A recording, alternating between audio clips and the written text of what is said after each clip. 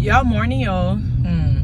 I'm just checking in. I'm on one of my morning runs, and of course, lately I haven't had any time to record, so I figure I'll just give you a little update, like in the heat of the moment, kind of what I'm feeling right now. Just kind of tell you guys, like, give some updates and stuff. And this is mainly some of the emotions that you go through when you're in Liberia, right? And understanding, like, you'll have these moments when you decide to come to Liberia. When you're visiting, it's different. Yeah, you'll have some emotions, but you won't really take it serious because you know you're leaving. But when you're living here, it's a little different. So this morning I woke up it was kind of gloomy. It rained from like 4 in the morning straight through the morning. Probably stopped around 7 a.m. So it was wet. I woke up. I wasn't in such a good mood. And I had to, Rich had a meeting, so I had to go drop him off to his meeting because I needed to use the car quickly, because by the time he was wrapping up, it would be time for us to start work, so then I could run my errands. So my day started out with just feeling, I don't know, overwhelmed, or just not in a very happy mood, to the point where things were just irritating me. And one example, like, I love handing out, like, giving people tips here and there, money. I enjoy doing it.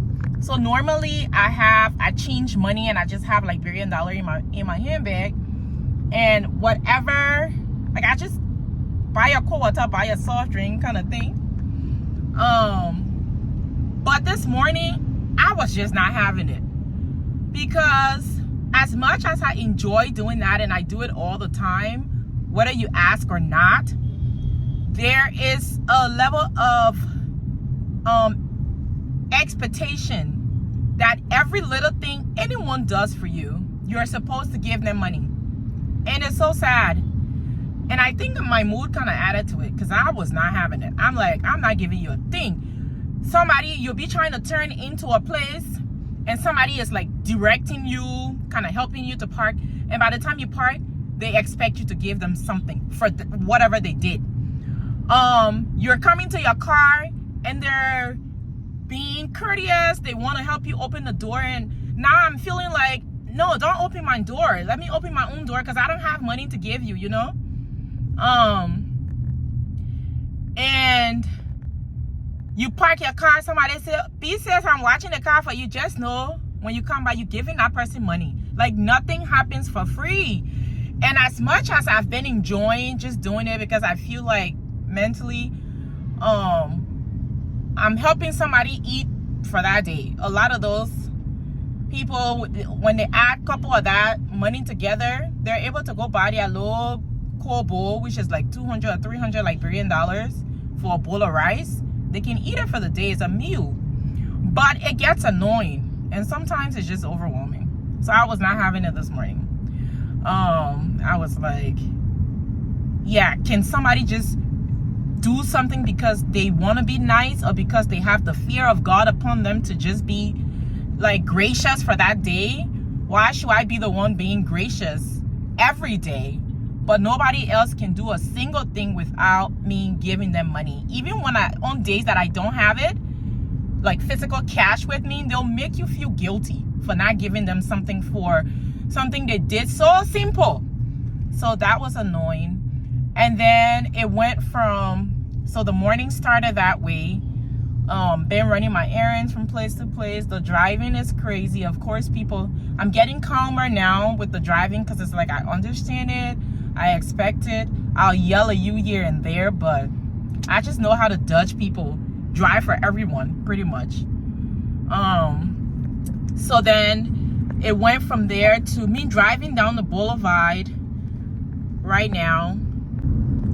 let me show you guys. So to be driving down the boulevard right now, I was driving through Sincor, so I'm heading towards ELWSI, and I just became appreciative, right? I stopped at the Kids Planet store to get a gift for a little girl in our yard. Today is her birthday.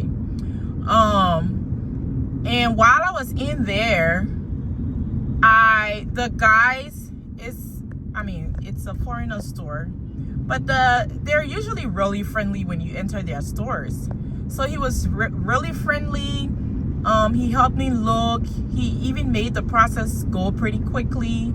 They wrapped the gift up for me, bagged it. I mean, it looks really good. All I need to do is just hand it. And then he was telling me what all they usually get. He took my number. He will send me a message on WhatsApp. There are some things coming in next week, and like just having a conversation. And I looked at how much, like, the investment they put in that store and how relaxed this person was, making money. Like, we're going in there and we're buying from them, and most of these things that are in there, it's super expensive. And I know that especially we who are from the US, we can ship any of those things from the US and open a store like that and sell it and not even have to make it that expensive. However, we're not doing it, and these guys are doing it, and he looks pretty calm. Like, he has no problems, you know, and I'm there giving him money. So then it hit me. Yeah, so that's the Kids Planet. They wrapped it in a gift paper, customized gift paper, and they put it in a bag. So it's ready and presentable to go and gift. So what I'm saying is, so then I come outside of the store, I see this brand new Toyota Jeep parked. It looks like, you know how when it parks to the side, like the owner's spot or something. And I'm thinking in my head, wow, this person has this really nice store. They're making money. They have this very decent car parked outside. He or she or they probably live right upstairs in a very decent apartment.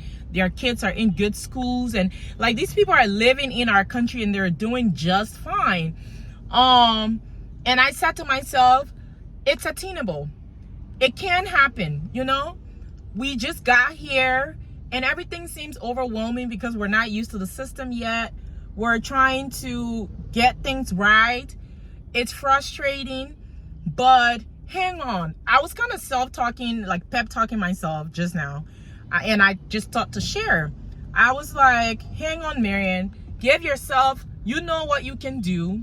You know how motivated you can be and ambitious, and you know your ability, your skills, your drive, and all of that. Give yourself 5 years and see if you wouldn't have that and more, you know, because you have the income for it, you have the resources and the motivation, so there should be nothing really preventing you from attaining that. It's doable. A lot of things are doable. So, little piece of advice: when you come and you're feeling overwhelmed, it's expected. Let's just say it's expected. It's part of the process. There are days you'll wake up and just feel crappy. There are days you wake up and you're guessing this whole thing. You're like, you know, for once, can I just wake up and just be at peace and not have to stress over anything? But unless it's possible too. If you want to, like, if I stayed home and I just work from home and I can live that life where I wake up in the morning and not have to stress over anything and have people do stuff for me from morning to end, and I'll be fine. But if you want to be integrated, you want to deal with people, you want to be involved, you are working on things to get started, get up and running, you're gonna be stressed sometimes.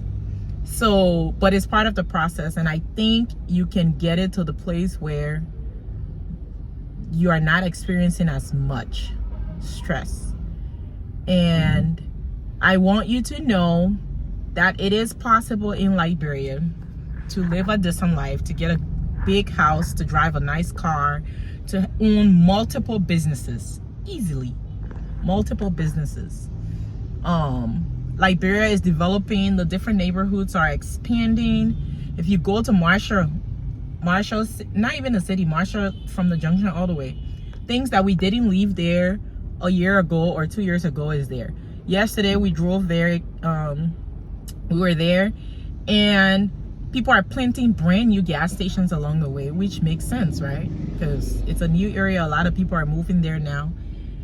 And you don't see any, unless few places with gas in the jar.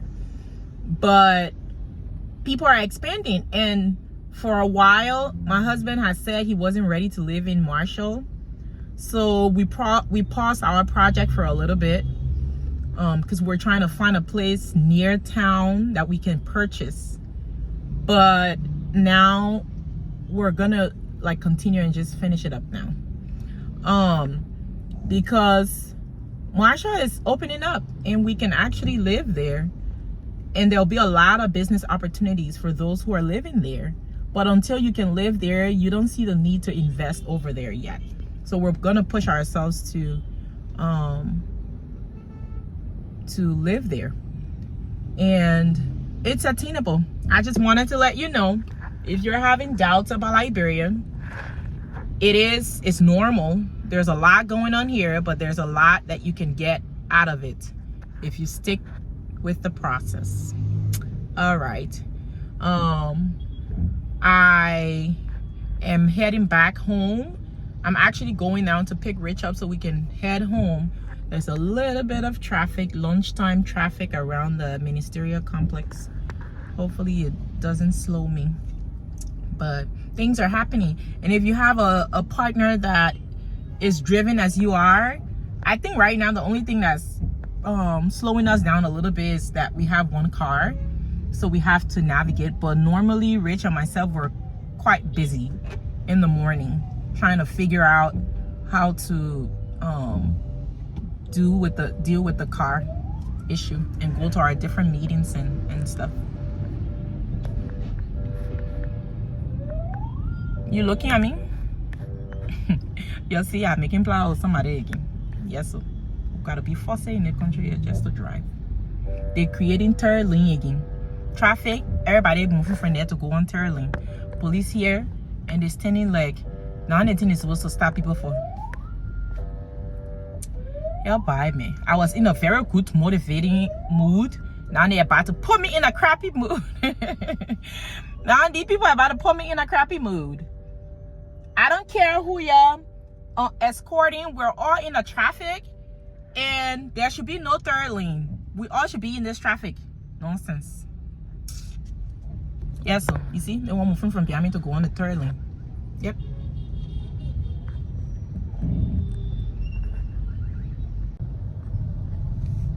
So now me, who gotta run to work and not be late, I could just join and we all be stupid and slow everybody else down even more. It's a mess. But anyway, thanks for watching. I'm gonna keep you guys updated. The shop is still going on, being renovated, and it is expensive to do that, but we must have a decent place. I went in that Kids Planet just now, and the air condition was cool and nice. It felt good, and that's the experience I want to give my customers. So y'all come. Thanks for watching. Bye-bye. So I come back to give you another update. So the low traffic at the ministerial complex, but because they were doing inspection, they have started doing inspections in Liberia. And so like registration and making sure all of your documents are in place. So they pulled me to the side, and for some reason I forgot my license today. Rich made me, after I dropped him off early this morning, he made me go back to the house to get my license, because he's like, all the car documents are up to date.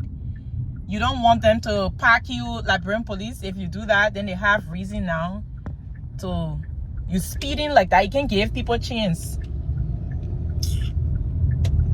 then they'll have a reason to hold you. So I went back to the house and got my license. So they just pulled me over just now, and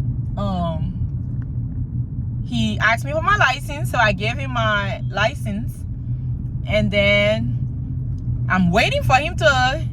He said, "How long you been in the country?" So I told him, and then he was like, "Yeah, I see all your stickers are up to date." I said, "Yeah." So is there any other thing y'all need for your inspection? He said, "No, we just wanted to make sure that the documents are intact and you got your license." So I said, "Yeah." And funny thing, I actually forgot it today, but my husband made me go back and get it. So he was like, "Yeah, that's true, because otherwise it would have just embarrassed you. So that's good. Keep your license on you." And then he ended up by saying, you know, the code word. He was like, "Yeah, welcome home, and just know we here too." I said, "Yeah, I appreciate y'all doing your job, and y'all need to keep it that way and just do your job." And just do your job. And I told y'all, say I'm in the mood of not giving anybody 5 cents, and especially not the police, that they put y'all outside to do inspection, then y'all taking money from people. Nope. If I don't find, anytime police ask me for money, I don't give it to them, unless, like, there are sometimes when they're really working, you see the sun is so hot, I can slow down, put my window down, and say, "Yeah, buy your cold water and drink," or stuff like that. But if you intentionally pull me aside to beg me for, you will not get a dime from me. So I say, "Yeah, you're doing your job and you're doing it well. Thank you. Just keep doing your job." He said, "Yeah, this is what we're supposed to do. Do it exactly." I said, "Yeah, give me my license." "Okay, thanks for your cooperation. Have a nice day." He know he was not going to get $5 from me. And he know they already told her not to get in a dime. You doing your inspection job, there is no reason why you should be telling me, say, "Yeah." Embarrassing. Very embarrassing. But he got that other piece. I'm not in the mood for giving anybody money today. Actually, I did. One person.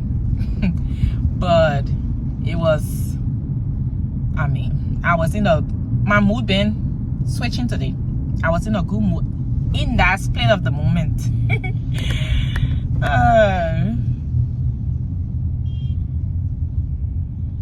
Somebody selling a dog on the road there looking just like Nico. That person's dog look green and dirty. I wouldn't steal somebody's dog. I thought I was my dog. But it looked at that dog hair a lot more than what Nico hair looked at right now. Because Nico been leaving the fence and going outside. The other morning we had to go get him from here and other people's fence. He find girlfriend. He can't come home. Oh, I need to do story time for Nico. Y'all would laugh like crazy. Someone is going to get me from in my bed. Alright. I'm almost home. Now I mix my exit. I'm supposed to go get Richard. I'm on my road to go home, so I need to turn around now and go. Oh man. Okay. Talk to you soon. Bye bye.